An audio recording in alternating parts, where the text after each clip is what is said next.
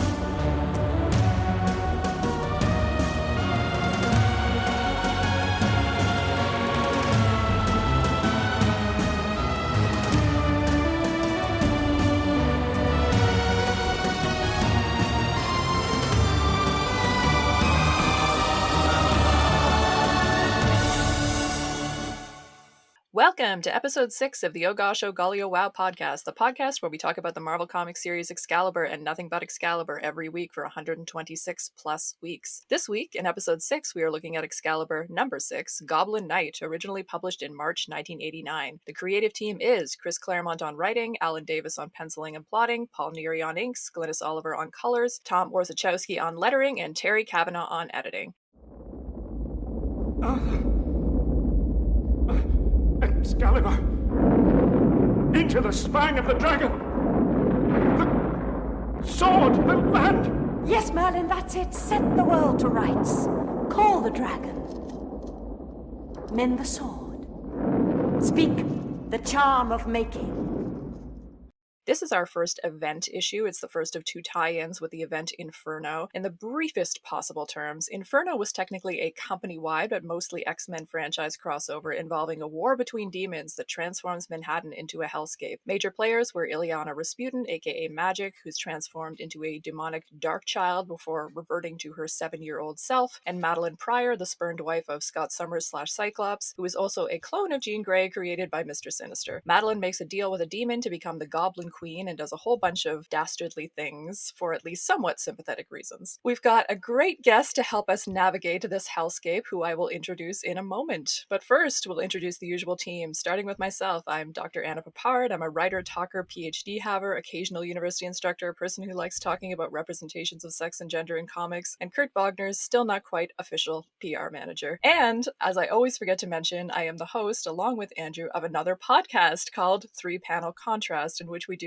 monthly analysis of comics classics. So we encourage all of our listeners who enjoy this podcast to check out that podcast as well. Mav, if you would like to introduce yourself. Hi, my name is Christopher Maverick. You can call me Mav. I am many things, but I'm a lifelong comic fan. I am the host of another podcast called Vox Popcast, where we talk about pop culture, including comics. I am a something-year PhD student trying to finish my dissertation right now. I'm an adjunct professor at Duquesne University and Mount Aloysius College in the United States, and I am excited to talk about this comic today, which I say almost every week, but this is a good one for me. Okay, well, I'm excited. Andrew, tell us a little bit about yourself. I am a lecturer at St. Jerome's University at the campus of the University of Waterloo. I am also the project lead for the Claremont Run, which is a big study of Chris Claremont's stuff with a social media presence attached to it. And I'm on 3-Panel Contrast. Yes, you are the co-host of 3-Panel Contrast with me and another wonderful co-host, Michael Hancock. And, if I'm not mistaken, you submitted your book manuscript based on work for the Claremont Run just last week. I did. That was 4 years in the making, so Wow.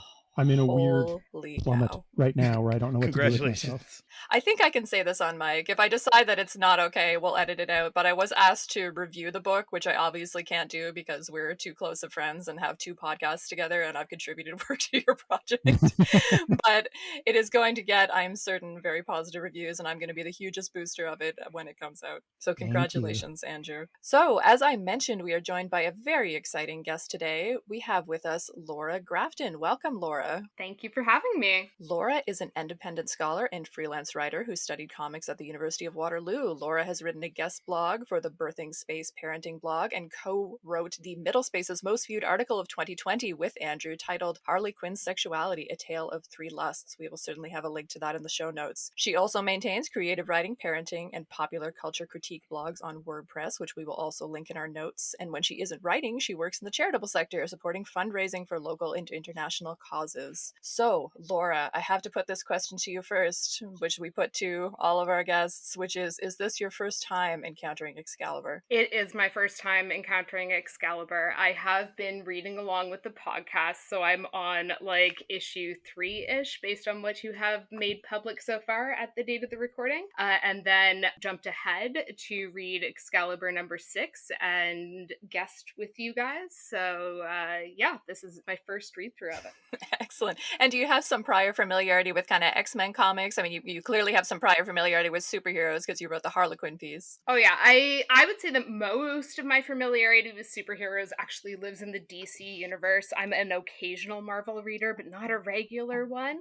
I do have some X-Men experience and history. I did a amateur recording on the Claremont run for Madeline Pryor's character a while back, and I pick up X-Men kind of here and there, but not necessarily a bread and butter reader, so to speak. Okay, fair enough. I'm going to ask you for your first impressions in a moment, but before we do that, I think we'll do our issue summary and get back to that. I know we've got some listeners like Laura who've been reading along with the pod, and as always, we've been posting lots of images to our social media channels, but for those of you who may think that image you have in your mind of Captain Britain punching a sentient evil car that explodes in a pool of human blood is just a weird childhood nightmare, we'll start with some issue summary. Excalibur number 6, Goblin Night, opens at the Braddock Lighthouse, where Rachel Summers is in the throes of a nightmare involving demons and her family/not family, including Jean Grey and Madeline Pryor and Madeline's son Nate, the future Cable. She wakes in a panic, screaming "Mom" and "Nathan" before launching herself through every floor of the lighthouse, including Brian and Megan's round bed, in a fiery blaze of glory that rends an enormous hole through the entire building. Once outside, she takes off. Everyone's obviously awake after that, and while Brian, Megan, and Kurt are unharmed, Kitty's initially missing. They find her in the room she shares with Rachel in a bassinet and dressed like a baby. Rachel has apparently reconstituted Kitty's clothes amid her panicked response to Nathan's cry for help. After a brief debate, Kurt declares the team will follow Rachel to New York. Because they don't have a plane, Megan and Brian will fly them there. From there, we cut to London, where Di Thomas of Scotland Yard is meeting a couple of new recurring characters. Brigadier Alessandre Stewart of the Weird Happenings organization and her brother Alistair Stewart, a science type who also works for Weird Happenings. The Stewarts show Thomas a steam-powered locomotive from a different reality where the Nazis won the war. Thomas is skeptical until the Stewarts introduce Nazi versions of Moira McTaggart and Callisto, who've jumped dimensions along with the train. Meanwhile, Rachel arrives in New York, where she's smacked down by Goblin Queen Madeline before nearly being consumed by a liquefied wall of the demonically transformed Empire State Building, which is really a writhing mass of humans who've also been transformed into demons. It's pretty horrific. Rachel resists the urge to submit to being possessed and fights her way free, eventually crashing through the window of a bridal boutique with a mannequin that looks a lot like her. Elsewhere, the other members of Excalibur are flying across the Atlantic and dealing with their own crises, namely finding Kitty somewhere to pee. Megan and Brian land them on a barge, but in the brief time it takes Kitty to realize the bathroom is too gross to use, tensions start to boil over when the sailors react to Megan and she begins to react to them, transforming into an even sexier version of herself in response to their leering desire. Brian doesn't notice, but Kurt certainly does and puts a stop to things. When Megan flies off carrying Kurt, she transforms again into a blue, golden-eyed version of him, much as we saw her do back in issue number 4 when she nearly kissed him. Finally, Excalibur arrive in Manhattan. They split up, with Kitty and Brian sent to investigate the streets, while Kurt and Megan head for the demonic Empire State Building. Neither pair lasts very long before being affected by the Inferno. Megan immediately gives herself over to the demon Nestir and is transformed into the Goblin Princess. This leaves Kurt to fight himself free of a horde of demons and then jump off the Empire State Building. He lands messily at the feet of that mannequin that looks a lot like Rachel. Next, Megan goes after Brian and Kitty, who get sucked into a movie theater where they're transformed into 80s action movie cliches, complete with fatigues and headbands and enormous guns. The issue ends with a seemingly brainwashed, shirtless Brian threatening Kitty with one of the aforementioned enormous guns. This was a bit of a hard issue to summarize, had a little bit of a trouble even getting through that summary, because even though a lot happens in this issue, I feel like it eludes traditional plot summary in some ways, because there's a lot of character development stuff in between all of this zaniness that happens, which I think is actually the meat of this particular story. But let's start with some first impressions, starting with you, Laura. You're a newbie to Excalibur, you've read a few issues by this point, and Excalibur takes a very dramatic kind of tonal shift in this issue. I mean, it does and it doesn't. But let's just start with, what were your first impressions to encountering this issue? I was surprised by how soapy this issue was. Like, it Ah. wasn't your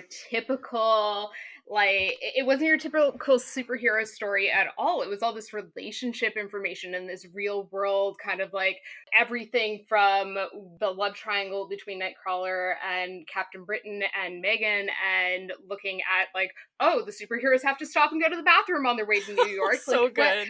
When does So that good. even happen? I have a 5-year-old son who literally the morning I was reading it for the first time was like, Mom, why does nobody ever go to the bathroom in comics? And then I read this issue and it's like, well, they do, but never in anything that's not soapy. Yeah, and so that really caught me off guard in a good way for the most part. And I absolutely was in love with the art this issue. It was so interesting the way in which like all Megan's transformations still keep some base core of Megan in her. Ooh, And yeah. you know, the way Nightcrawler is rendered just is impressive, right? Like you talk about having a crush on him. Please go on. Yes. Right, you talk about having a crush on him, and in like this issue I get why. Like he's got like that macho, like soapy, like half open shirt going on with his abs showing half the time, and you're sitting there and going like, yeah, no, I totally hit that monster, right? Like it's great. Oh, that's gonna be put on our social media feed. I totally hit that monster. That should be a t-shirt for the podcast. It should be. It should be. Yeah, this is the first appearance of Kurt's sexy pajamas, I believe. We've talked about the sexy Yes. pajamas a little bit before, but these are his low-cut shirt sexy pajamas. Oh yes, yes. She's not wrong. It's a great first appearance for them, right? Like I love it. Strong showing from Kurt. Yes.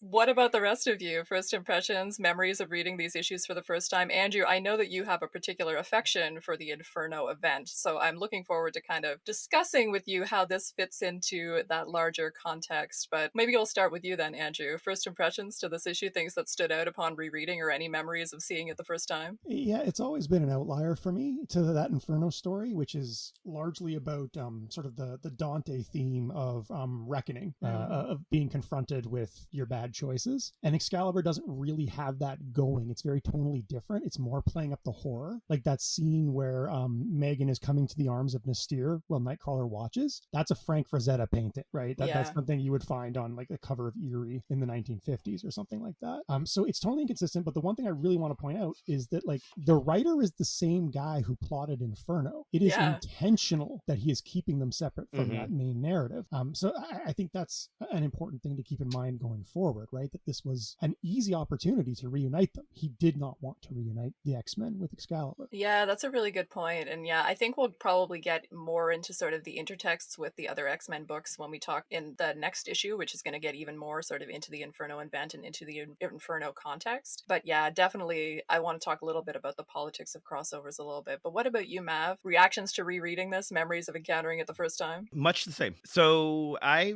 remember reading it the first time and it being weird for sort of the reason that Andrew was just hinting at. Crossovers are weird. Crossovers were especially weird in this time period because, you know, the first mega crossover, it had only been 4 years, like since Secret Wars. This is a new concept, right? And they're figuring out how they want to do it. And exactly what Andrew just said is what I remember thinking when I read this originally. Why are they here? They don't matter to the storyline of Inferno like at all. You've made Megan into the Goblin Princess, and that's going to matter in this issue of Excalibur. It's going to matter in the next issue of Excalibur. It's going to come back 2 years from now. But as far as the major crossover of the rest of Inferno, if there's one part of Inferno that you can just leave out, if you're a fan of X-Men, you don't have to read this. You would never know that there was a Goblin Princess. You would never know that Nightcrawler and Kitty and Rachel, who are the X-Men's friends, are there. Now, if you're reading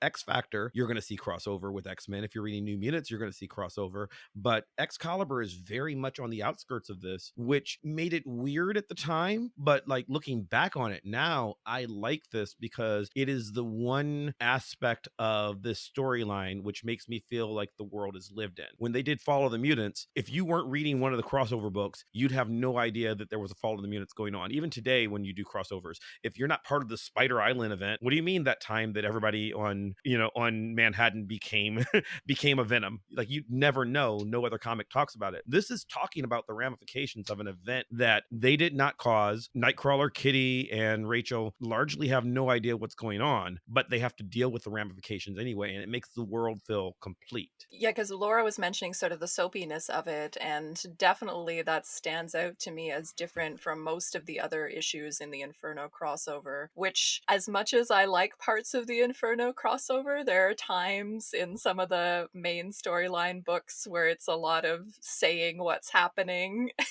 rather than sort of sophisticated character interactions.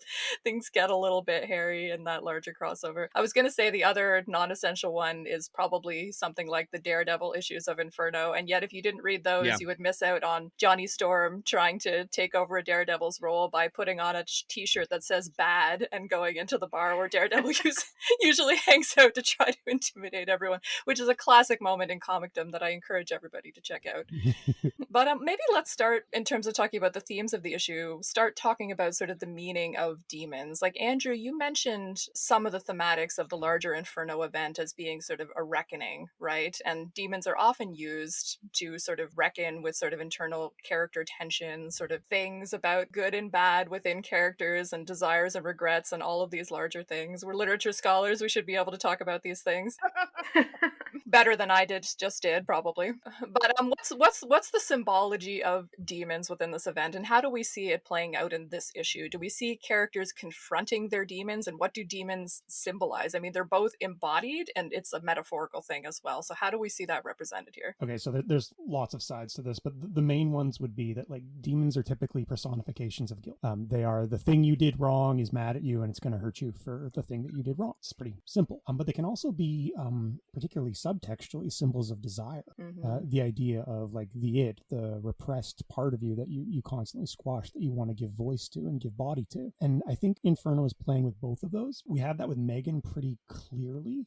But again, that, like, guilt element doesn't really work for Excalibur, because we talked about this when we talked about, I think, issue 1. They don't have that guilty conscience. They're the ones who are in the right. They have the moral high ground here. So, like, what they had to be ashamed of, other than, again, Kurt is hiding Brian's affair and Brian is having an affair, that maybe comes out in the next issue. I don't think it has time to really develop here. So we're mostly focusing on the idea of the unrepressed. And I think that's sort of the main theme here. That connects really nicely to all the sexual subtext stuff that we keep talking about in Excalibur, and we'll carry it into the next issue. Do we think it's significant that certain characters are affected by the Inferno and certain characters aren't? I mean, Kurt doesn't seem to be affected at all, which I find interesting. Yeah, it's again a cipher, right? It's revealing which characters are, battling the most repressed desires, or which characters are, shadier than others, I think.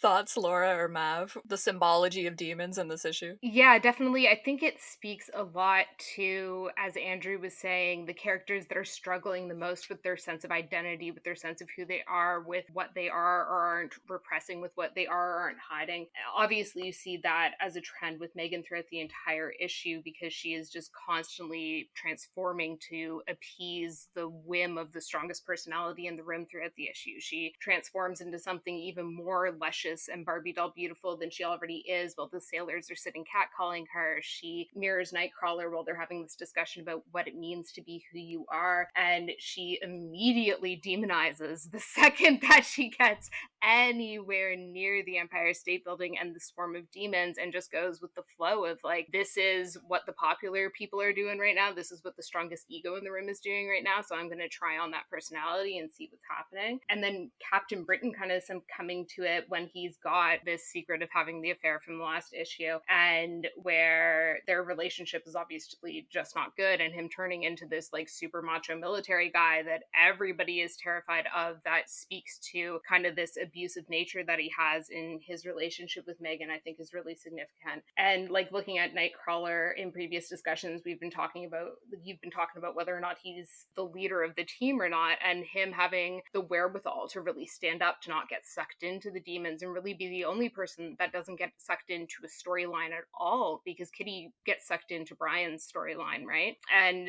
being able to, like, make that call that, like, no, I'm not gonna go play with my demons, I'm gonna step back, I'm gonna take this plunge lunge off the edge, I'm going to choose to put my physical health at risk instead of putting my mental well-being at risk and go and see this, because I do have control of who I am and what I want and what I desire. I think that's significant, and it speaks to his status as a leader on the team, and it speaks to kind of his ability to mentally hold the team together and that role that he's taken on. I love that just as a gimmick of Kurt too. There's been a number of comics where, you know, demon figures have tried to seduce him and he's just like, yeah, no, I'm good.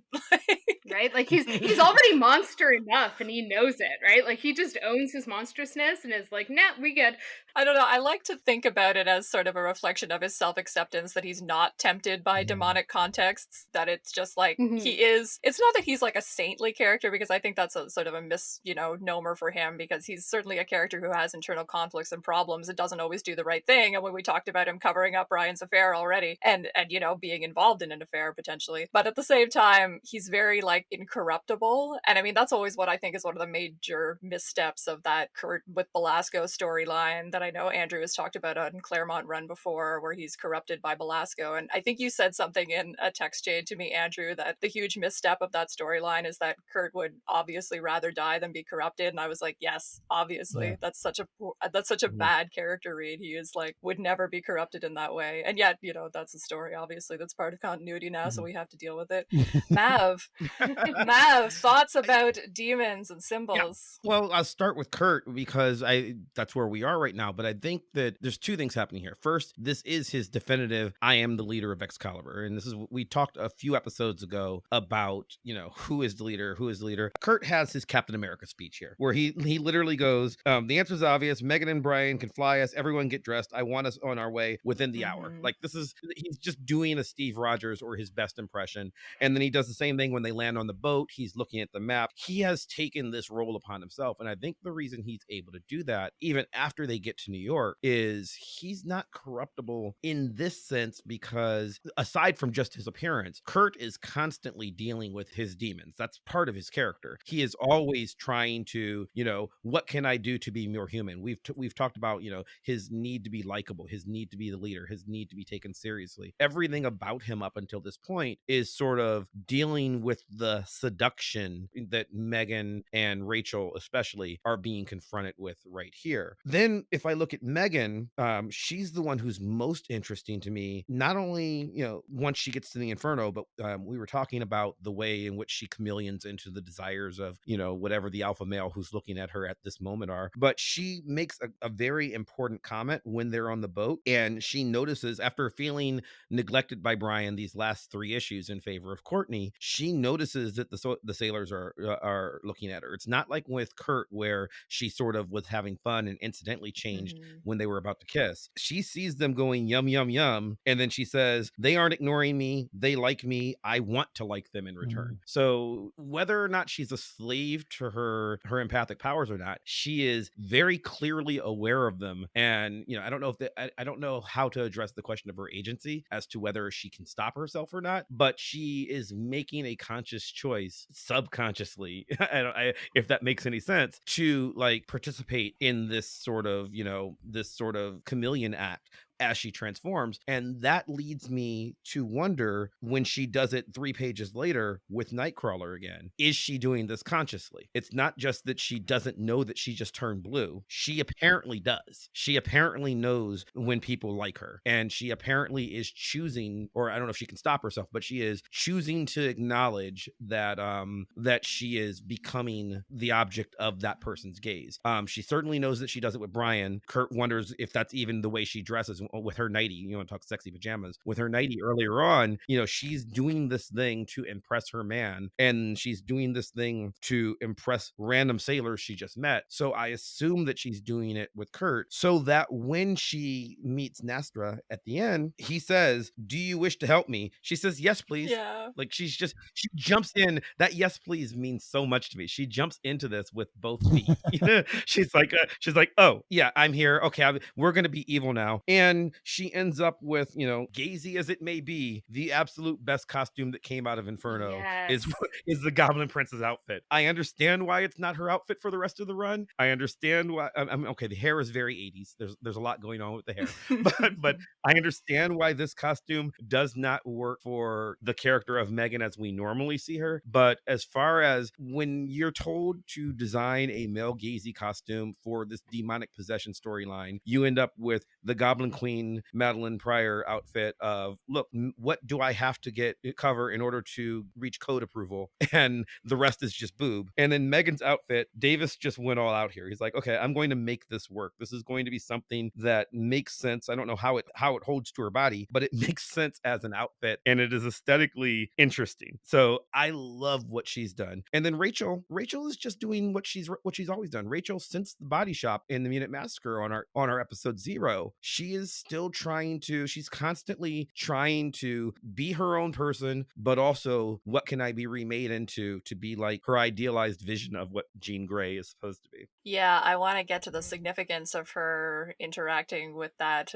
bridal boutique version of herself. But in terms of maybe just getting a little bit more specific about what's being offered Megan and Rachel in terms of desire here, because they both are seduced by Inferno. And I mean, Megan is immediately seduced by Inferno, but Rachel has sort of a more drawn out scene where she's seduced by this wall that's trying to swallow her. And she has there's a panel in which she has a very sort of almost expression of sort of orgiastic bliss as she's sinking into the wall and then makes the decision to resist. What is Rachel being promised here? What is tempting for her? Is it giving up identity? Is it the idea of not having to fight? Like, what is she being tempted with here specifically? I would say belonging in community is a big thing for her. Just being a part of something bigger and a family. Obviously, marriage kind of leans into that a little bit. When she sees Madeline, she shouts "Mom," which is incredibly weird because Rachel has met Madeline several times, but she's now identifying her as Mom. She's seeking family. That's literally what brought her across the ocean, was this promise to Nathan. So I think she just wants to lose that sort of staunch individualism that is defining her so far in Excalibur to some degree, even if just for a moment. But again, I think that's what Inferno offers, is indulgence rather than alteration entirely. Does that make sense? Yeah, that makes sense. I mean, what do you think, Laura, about the bridal imagery? What do you think's going on there? Is this like a haunting version of Rachel? Like, is this like a nightmare version of herself? Is this a dream self? What do you think that bridal imagery is doing for us? Yeah, so the bridal imagery is great because it looks at, again, it speaks to Rachel wanting to be a part of that community, a part of the normal that she just so clearly is not, both as a mutant and through the queer subtext that we've seen throughout. But that's the horror show that she's falling into right now. It's the desire to be a part of the community, a desire to be a part of the mob, the difficulty she has withdrawing herself from the grasps of the various people that are turning into these demons. And then she just falls back into the bridal shop and into society's expectations and into everything that she is struggling with, as anyone would be when coming across questions of sexuality, especially during this time period. And it just becomes very representative of that whole struggle, of the queer coding, of that push and pull between who she is as a person and what she desires of family and community and support, and what she might not get or might be afraid of not getting as a result of leaning into this otherness that she so clearly possesses. It's interesting, her reaction to it, right? Because she does have a very sort of horrified reaction to it, right? Like for her to specifically crash into a window that says bride and groom, and then to see herself in the white dress in this traditional mode, gotta resonate with the queer context of this character a little bit, right? That links back to the wall as well. You know, we said, you know, her being tempted with the idea of subsuming her individual, unique identity that she can't escape, having that subsumed into this clutch of bodies, which, I mean, can we talk about how horrific that living wall really is? And like, I mean, just some of the horror of this space in general. I mean, we see Kitty phasing the car, which is a move that she pulled off in, what was it, back in Excalibur #3 as well. She does the same move here. And yet Brian punches the car and then it's filled with human blood because it's a transformed person. Oh, go for it, Matt. Yeah, with Rachel wanting to belong, I think the issue sets this up from the very beginning. You know, we're only on issue 6 right now, right? So we're still doing doing this thing where we're trying to make sure that all the readers know who all these people are. And maybe you haven't read Days of Future Past. Maybe you haven't been reading X-Men for years. So this story opens with narration. We have a shot of the lighthouse and it says, "Home. Word never had much meaning for Rachel Summers. Crammed full to bursting with memories that make no sense, of worlds and times that can't possibly exist or once did or never will. So she doesn't bother with what was, only what is, the life she's living, her friends, the teammates of Excalibur, her family." And then we move into this thing that Anna described earlier where she's visualizing Jean and Madeline and Nathan. But it's giving you the context that if you don't know about Rachel Summers, she comes from a future that she knows can't come to be. Days of Future Past, her first storyline was essentially her setting about creating a world where she'll never be born. So she is not only a woman outside of time, she is a woman whose time will just never come. And she knows this. She's aware of it. She always lives in the moment. The reason she disappeared from the X-Men was trying to find herself. And she doesn't have a sense of belonging. So when you have this scene of this wall enveloping her with other people who want her there, it's horrific for us as readers. But there's got to be, in the same way that Megan is enticed by just sort of wanting to be noticed by, by any man, wanting to be loved, this is a wall that, disgusting as it is, wants Rachel to belong. It's asking her to be a part of something, figuratively and literally. Yeah, oh, that's so lovely. I love that. I mean, Well, it is really tragic, but I mean, it's like really lovely too in terms of an exploration of her character.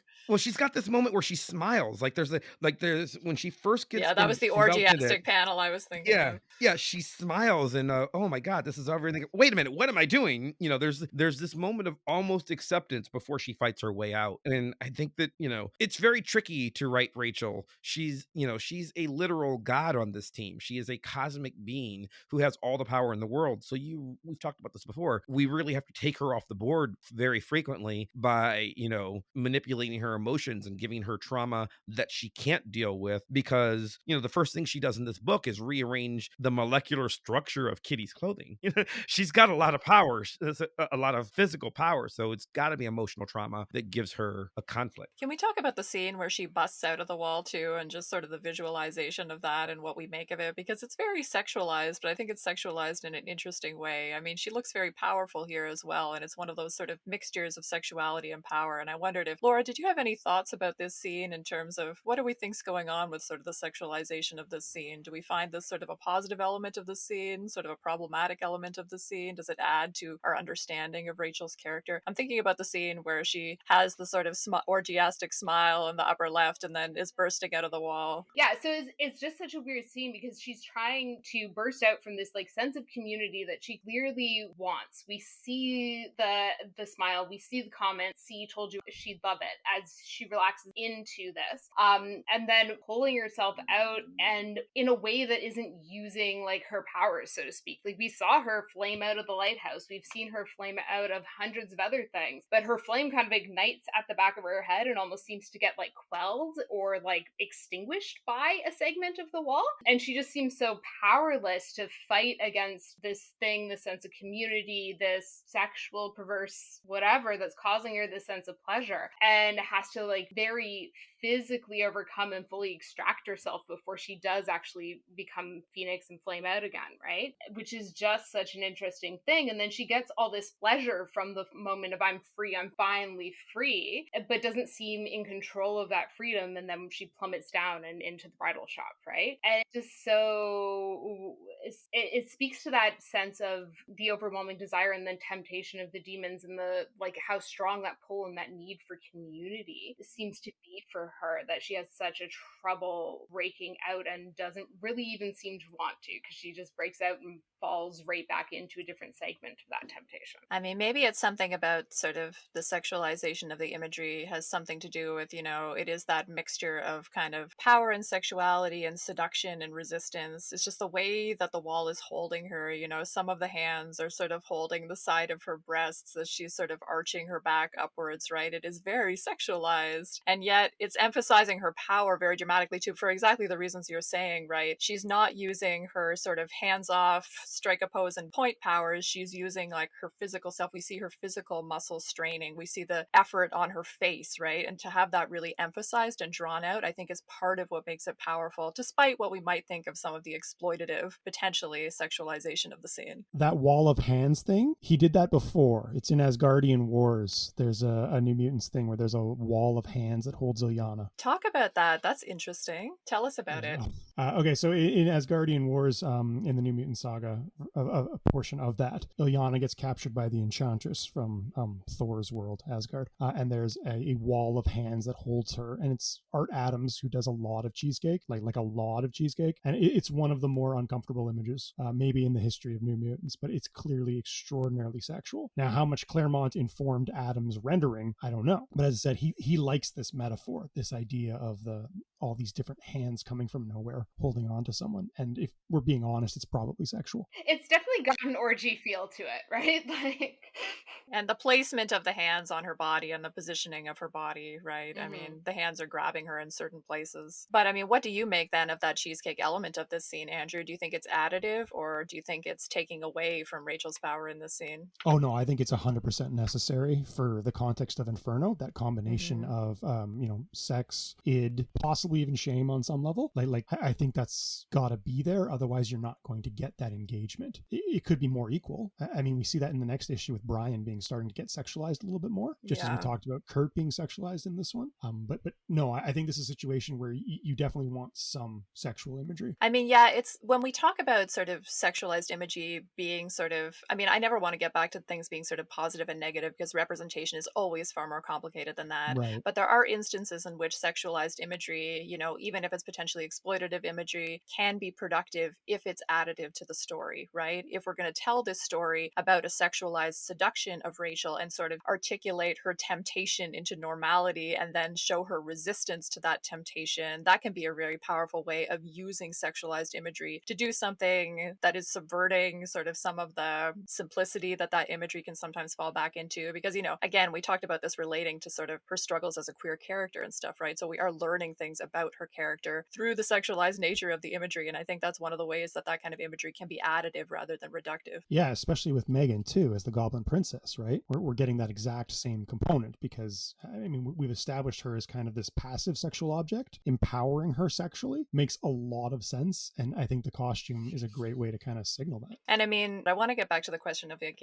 what is Megan being tempted with? Because I sort of have this theory about like, she's almost being tempted with, because if it goes back to her conversation with Kurt as well, that, when she has the conversation with him and like she likes him because he knows who he is and she finds that comforting. It's because like she wants to know who she is and to be given this sense of purpose. Yeah. Do you think it's possible to read Megan metatextually as a sort of commentary? And I don't think it necessarily on Claremont's intention, but a metatextual commentary on how women in comics are stylized according to the desires of a male gaze and how it's damaging to them? I mean, that's a big question. Do you want to sort of explain how you think she might be resisting that? Because I feel like you're sort of looking for a particular answer. Okay, so she's sexualized according to the desires of the men who she's around, right? And their gaze specifically. And we see that sexual gaze does two things. It hurts her a lot and takes away her agency. And then the other aspect of it is it actually makes her inhuman in a way that is counterproductive. Like when Brian says, I can't talk to her. She's not my intellectual equal, all that kind of stuff. I don't know. I just think I don't think it's a good reading. I just think it's a fun reading to think about how Megan reflects kind of a broader trope of women in comics. Well, I think you could read it that way. I think especially in this issue, I really read Megan more as the kind of classic women in that toxic relationship, in that abusive relationship. You see it in other things like with Harley Quinn as well. When we've done work on her, you get these women that kind of conform to the people around them in some way, that become the giggle girls when they're supposed to be the giggle girls, that become the like strong wolf-like creature, when they need to be that strong wolf-like creature that become whatever and mirror the people around them as almost a survival mechanism, because they are so used to needing to get on their abuser's good side, on their toxic partner's good side, that they just naturally then take that on to all the rest of their relationships, and they pull in the parts of them that Nightcrawler wants to see in order to attract him, in order to bring that sense of safety, that sense of security that he potentially brings with him, in order to bring the demons onto her side. Like, if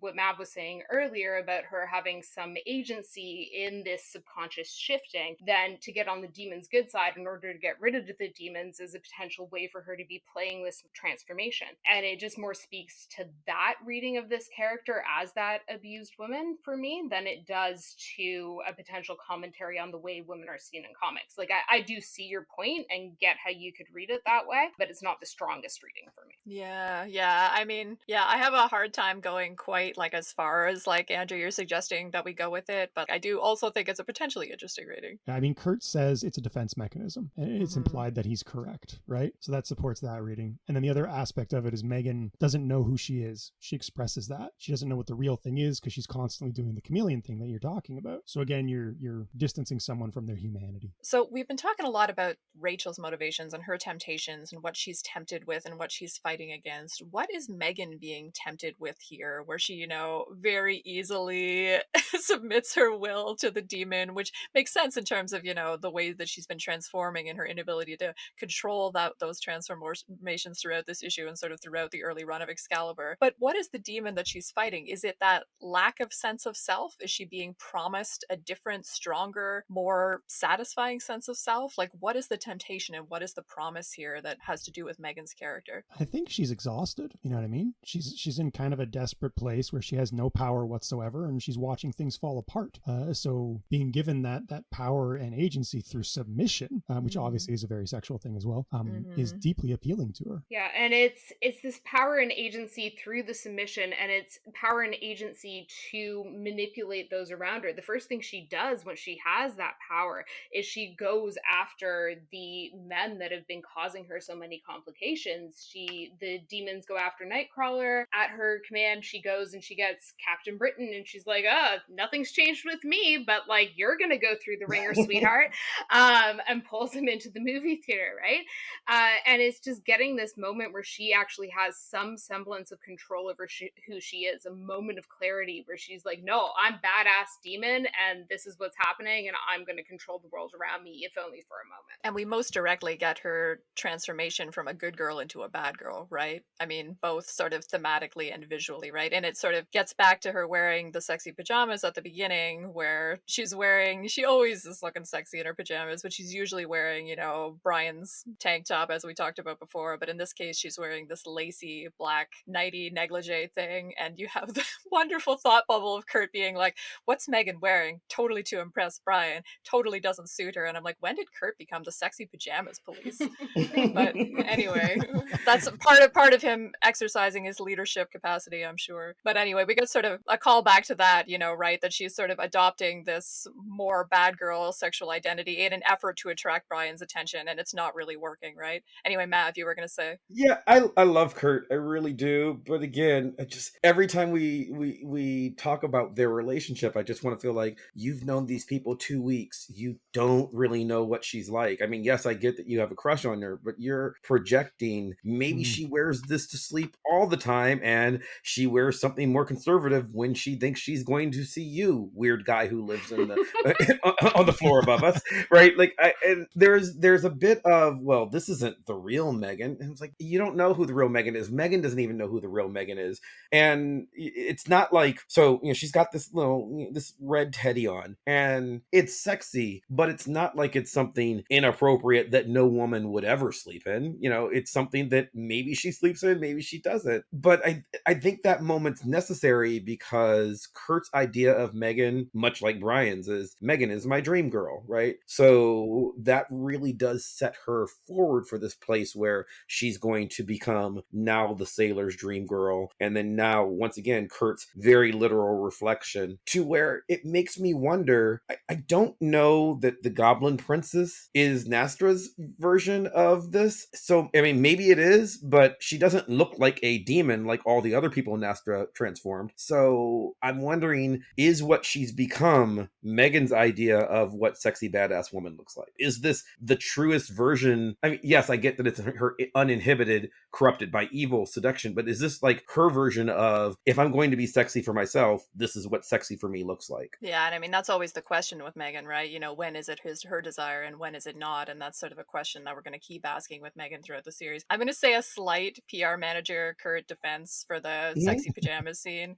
in the sense that I think you're absolutely right, and that he could be reading into his dream girl version of her. And I think that was a really good way of putting it. And yet it's also an illustration of the fact, because we see this a lot in the early issues of Excalibur, that sort of, you know, action will be going on and people will be having a conversation about things. But Kurt is sort of the emotionally intelligent one that's kind of seeing what's happening sort of between the lines. And, you know, we do have like the expression that Megan's giving there, and sort of the pose that she's giving there does just like express a kind of discomfort that Kurt is picking up on, even though Brian and Kitty are unaware of it. So I did want to just be like, I think part of what's trying to be communicated there is that emotional intelligence that is sort of a defining feature of Kurt, and we're going to see that come up in sort of similar scenes again and again. I think that's true, and he's not saying this for himself. He's saying this for us. You know, Kurt is calling her uncomfort to our attention, because it's going to matter later in a way that, you know, someone has to do it. And I guess the book seems hesitant to give Megan thought balloons. You know, so like at least this chapter, so he needs to call attention to her because maybe she's not conscious of how she's feeling. He needs us to know that in a way for later. So there's some exposition just going on there that, you know, and I don't know that it would have been any better if Kitty had said it, or you know, and Brian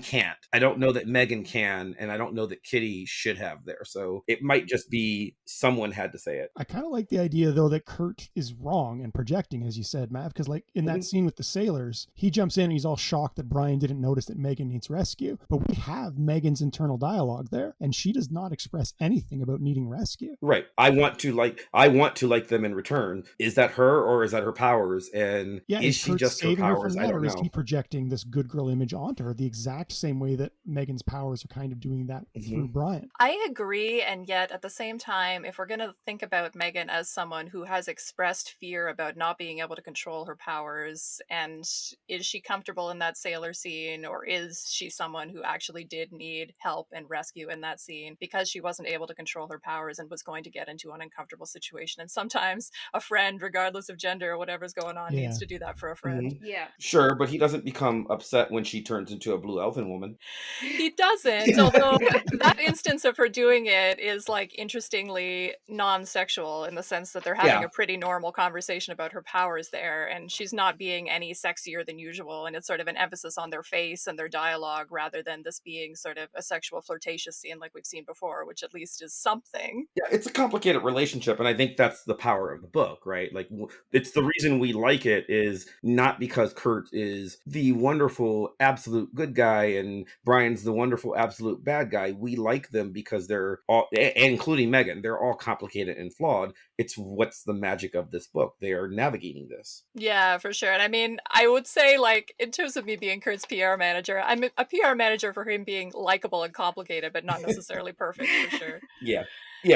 Now, Andrew, I know that you want to talk about the baby imagery at the start of the book, and I want to give you an opportunity to do that. So what the heck is going on here? We know thematically this is supposedly because Rachel has some subconscious thing with Nathan, and so she turns Kitty into a baby. We've already talked about them having, you know, obviously a subtextual queer relationship, and at the very least, a very deep friendship bond. So what is going on here with this imagery? So this is a very famous kink, particularly particularly in comics. William Moulton Marston, the guy who created Wonder Woman, his entire master's work was on sorority baby parties, which were very sort of quasi-sexual things that sororities would do, where they would dress new recruits up as babies and spank them and stuff like that. And Marston was way into it, like way into it. And it manifests in Wonder Woman comics, the Marston years, really directly.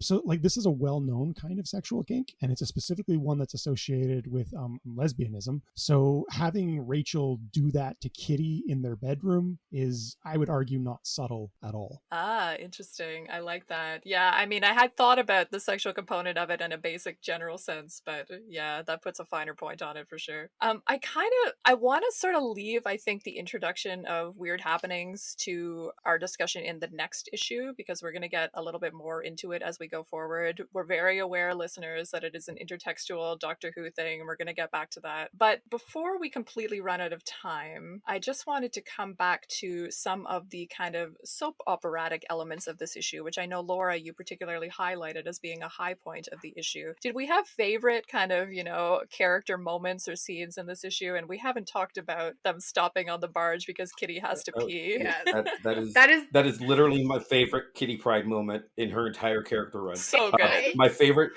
Oh, go ahead. Oh, it's like my favorite moment in comics, period. Like this couple of panels where they're just like, we got to stop this thing because I have to pee, and there's no way I'm phasing it out of me because that would be gross. And like, let's land on a barge in the middle of nowhere because that ship just conveniently happens to be here, and it all lines up. And the bathroom is disgusting. Like, it is the worst gas station bathroom you've ever opened the door on, and it's just such a perfect moment. Do we think she peed, or did she ultimately phase it rather than use the toilet? Because I'm curious. I don't know that there's an answer. My favorite Kitty Pryde line ever is "Don't ask, not now, not ever," and it's just like, okay, understood. Like, what I love about that is I love, you said soap opera. I love the found family aspect of Excalibur. I love that they're working this through. I love that in the, Brian is doing the most boyish thing ever of, well, can't you phase it? You can just, why are he's got no concern for her comfort whatsoever. She says no, because that's who Brian is, right? And then when, I don't know what she ultimately decided to do. I don't know if Kitty decided, no, I'm just going to hold it till America, 6 more hours, whatever, or she phased it, or she used the disgusting toilet and just like, I never want to ever mention this again, but I respect her asking me not to continue it. I have too much respect for Kitty Pryde. I mean, it makes me think about her determination to defeat Brian in the next issue. I was like, does she have to pee that entire time? Does that explain some of her motivation there? But it's so good that it's Kitty too, right? In terms of her being sort of a point of view character, sort of like a human character that we can identify with throughout Excalibur. And I can't think of any other moment. And Laura, you brought it up. I don't remember any moment before this where I'm like, oh, okay, superheroes use the bathroom. Yeah. Like, she addresses it in the most human possible way. It's the most human possible way because she's embarrassed. She doesn't really want to say it. She doesn't want to bring it up, but they're going on like this 12-hour flight across the Atlantic Ocean. Of course, somebody is going to have to pee during that time.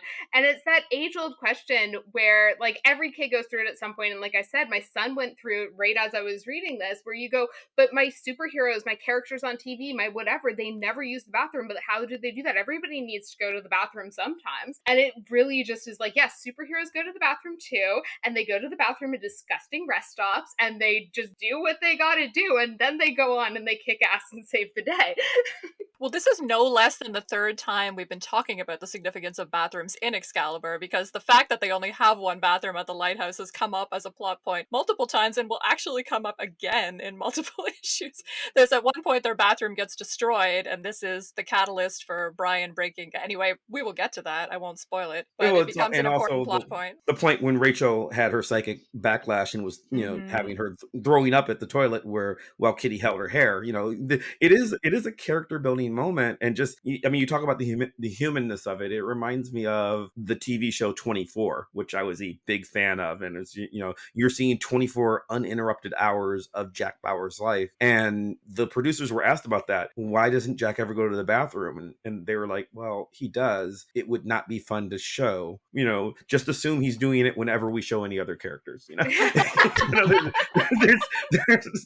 That's the logic. But Excalibur's not that kind of book. Excalibur, you're getting the dirty with this. The most fascinating thing that's happening in the storyline that we keep coming back to is the Kurt, Brian, Megan relationship. We're not supposed to normally think about, well, is there a love triangle between our three? I mean, we hate on Brian because we're mean on this podcast, but he is one of our leads.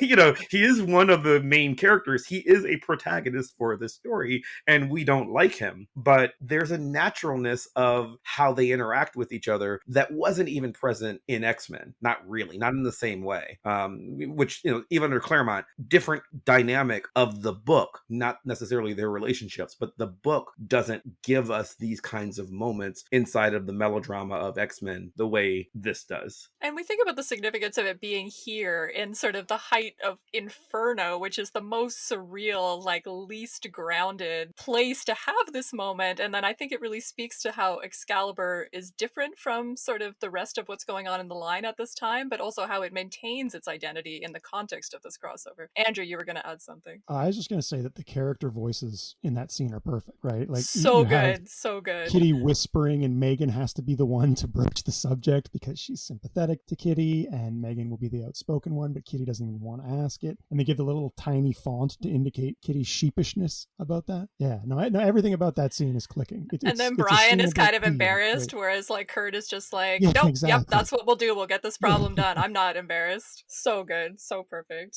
Any other sort of little soap operatic little character interaction moments anybody wanted to mention? A credit to Kurt's wardrobe again in that peace scene as well. The aviator gear. It's a nice touch. It's a very nice touch considering what he's doing, how he's traveling. We haven't talked about Kurt in X-Men.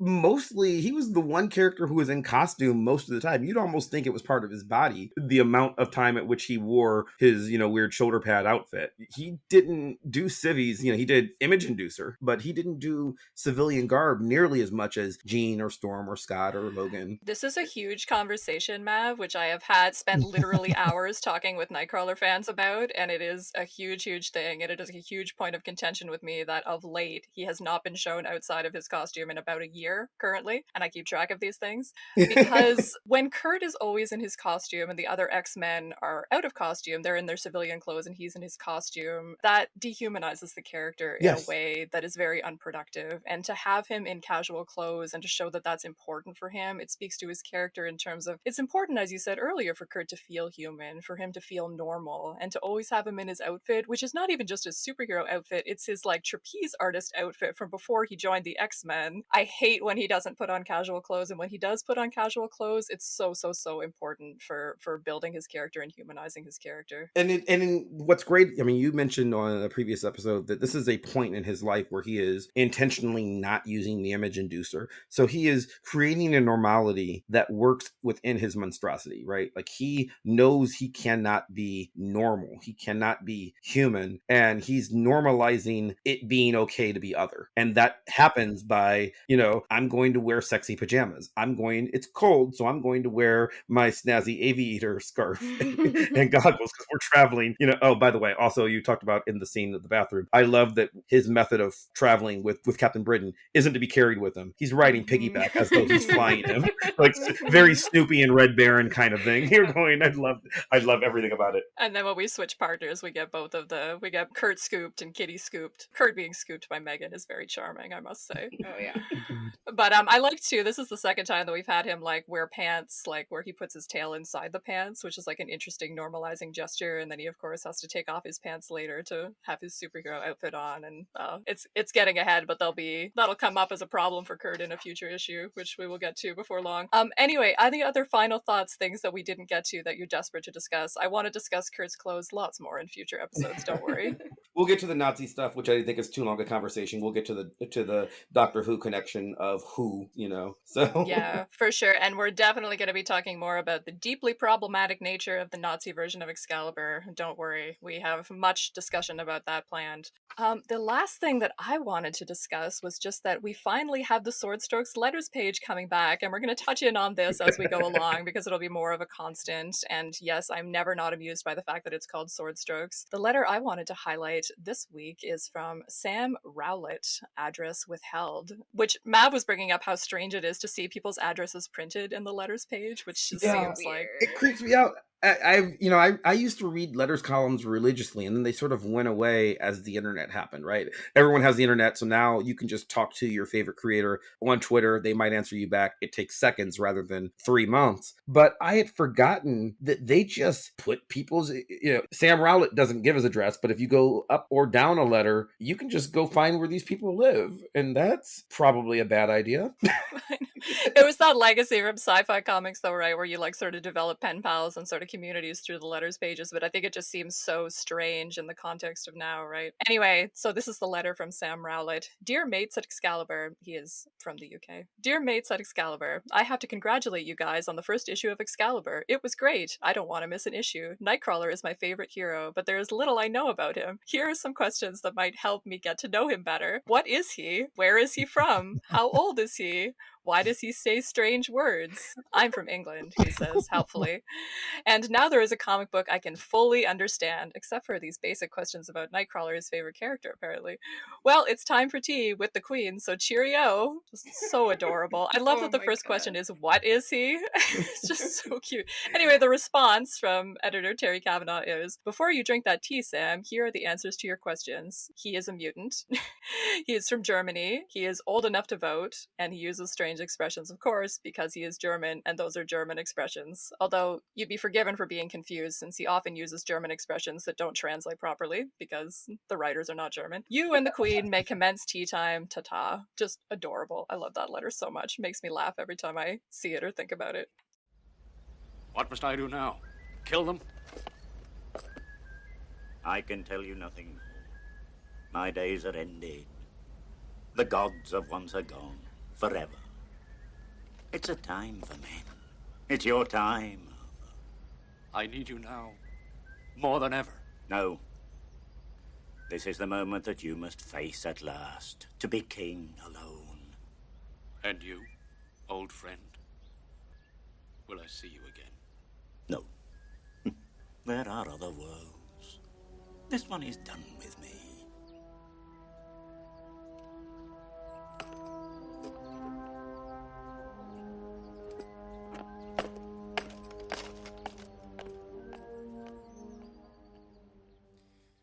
I think we will wrap up and pick up some of these conversations when we look at the second part of this crossover in our next episode in 1 week's time in Excalibur number 7. Laura, before we say goodbye, is there anything else that you would like to plug for us? Where can our listeners find you if you would like them to find you? So for the geeky comics stuff, they can find me at Masked Mom Review at wordpress.com. That's where I do my kind of popular culture and comics ranting and tell you all about how horrible Kite Man is in the Harley Quinn TV show, because he is my least favorite character in the Harley Quinn TV show, and he just should not exist. He doesn't fit into the storyline, and it's horrible. And he takes away all of Ivy's agency. Anyways, so you can go and read all about that over there. Well, you're going to have to read it, Mav. And yes, and we're going to have to book her on my other show just to discuss this. And I have complicated feelings. We haven't been doing this, but does anybody else have anything that's sort of writing or projects that came out lately that they would like to plug directly? I've got a couple. I'll do mine and think about it. I don't think I don't think I do. Okay. Other than my writing shot.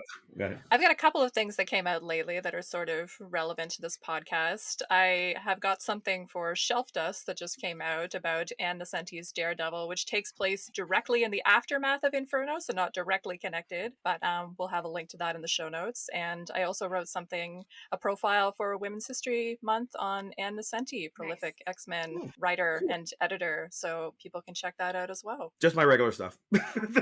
Find me on Twitter and podcast apps and stuff. I don't know. And I'm pretty sure a lot of our listeners have found us through Claremont Run, so Yes, go to Claremont Run. any chance we have any listeners that aren't already familiar with Claremont Run, please check out Claremont Run. It's the best. Next, in 1 week's time, we will be on to episode number 7, in which we're discussing the continuation of this story in Excalibur number 7, Goblin Morn. Kitty fights Brian, Rachel nearly marries a demon, and Kurt befriends a gargoyle. He also says the word ensorcelled, which will never not be funny. A+ vocab for a non-native English speaker, I must say. In the meantime, if you liked what you heard on the pod, please follow us, like, and review the podcast wherever you're listening to it, or if you want to chat with us about Excalibur or pitch yourself as a guest for a future episode, let us know. You can reach out to us via our website, goshgollywow.com, where we've got some fun extras, and via Twitter at goshgollywow, where we post daily pages from whatever issue we're reading that week, and more fun extras. Thank you, Andrew and Mav, for another fiery conversation. Thank you, Laura, for lending us your insight, and thank you all for listening, and a special thanks to Maximilian of Thoughtform Music for our truly epic theme song. Play us out.